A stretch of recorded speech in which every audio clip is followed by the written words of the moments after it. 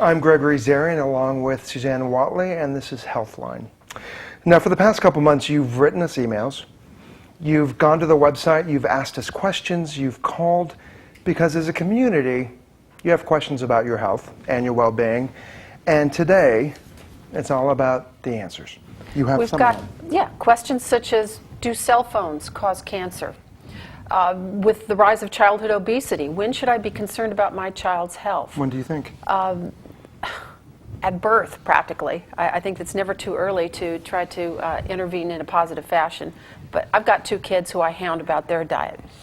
And also another question, what is the best way for me to control my cholesterol? Certainly here in the greater Glendale area, we've got a lot of people with cardiovascular disease and high blood pressure, high cholesterol, high triglycerides, and we're going to be addressing that as well. And so many other questions. We're really proud of you, our viewers, for coming up with so many great inquiries, which we're going to assail our guest with.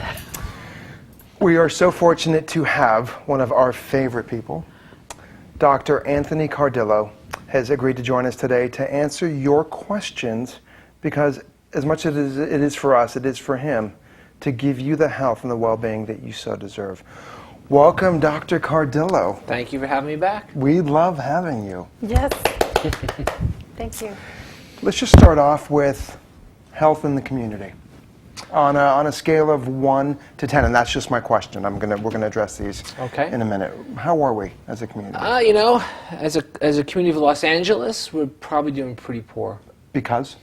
I think we have slipped away from globally taking care of ourselves, health, fitness. I think Los Angeles was always the mecca of health and fitness, but now we are being inundated with obesity and heart disease and bad decision making.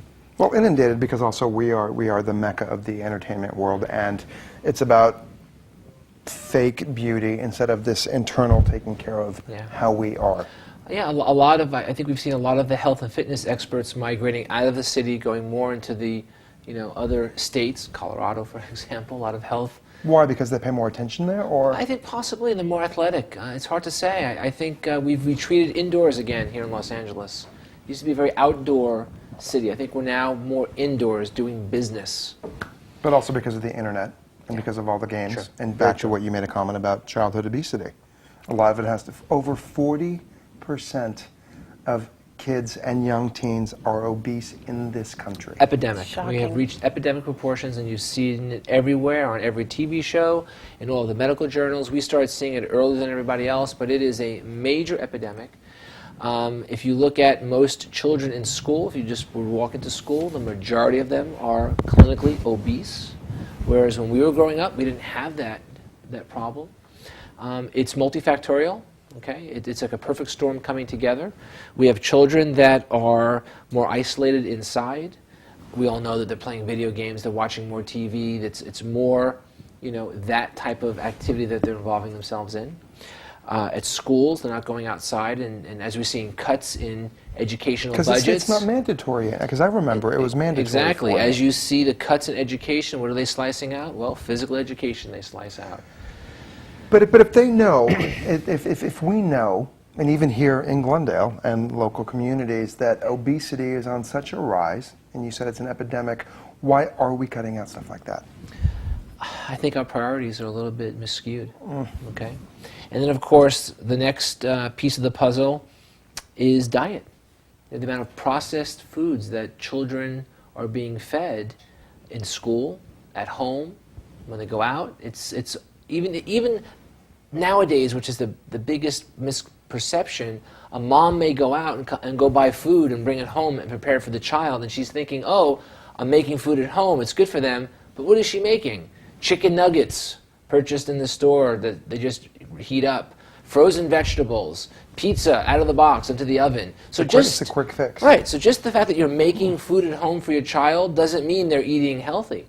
And this is laying the groundwork for the kind of cardiovascular disease that we're seeing epidemic in the Glendale area. Exactly. And we're going to be touching more on this topic, including the question of how I can best lower my cholesterol when we return here on Healthline.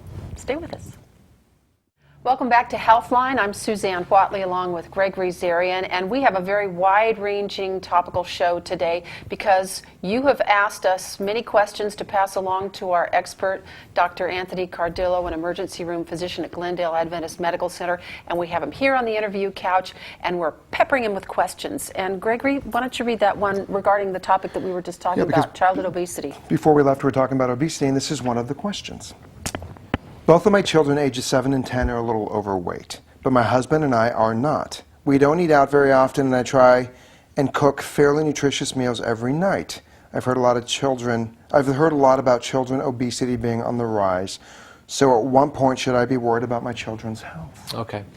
It's a great question, okay? And once you start tackling the topic of obesity, we have to be very clear to kind of identify some terms first and make it clear for everybody, okay?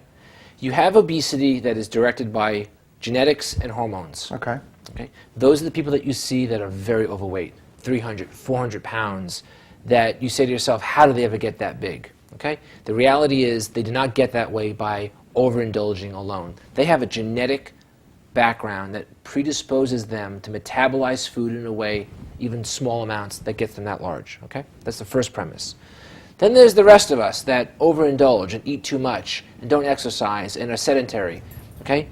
Where that crosses over in childhood is the big question, because can the genetics over here be influenced early on by inactivity? So can your cells be programmed on how to damper down their metabolism when early in life you're not exercising, you're eating poorly? The cells are very smart. They learn how to prepare themselves for the rest of their life. And that's what we're trying to figure out genetically right now. So it's very important to realize, because as a physician, it does bother me when society sometimes will scoff at these incredibly obese individuals and just purely blame it on them having dietary indiscretions and eating too much. It's like, that's not the whole piece of the puzzle here. They're battling a medical problem as well. These are the people over here that we're trying to really address. And that's the vast majority of Vast people. majority right here. People overindulging and not exercising, and we're seeing this as a product of our current society. We don't talk with each other anymore. We don't go out and exercise together. We communicate through email and the internet, so children are learning this. So their cells are learning early on to be programmed for a sedentary life.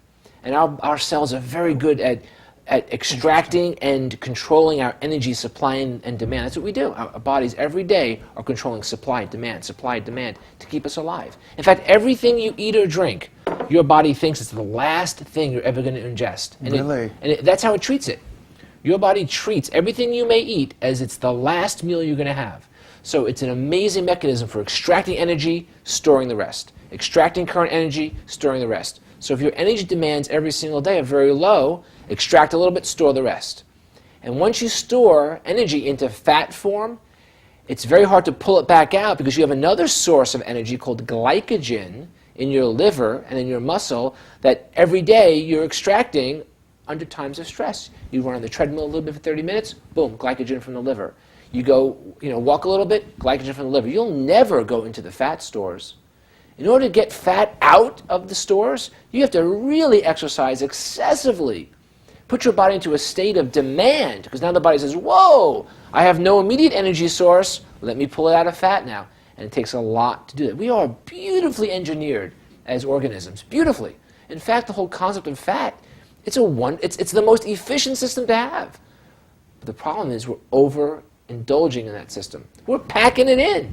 Right? So then, in regards to the question, what is the solution for this family or anyone at home? Kind of easy solution.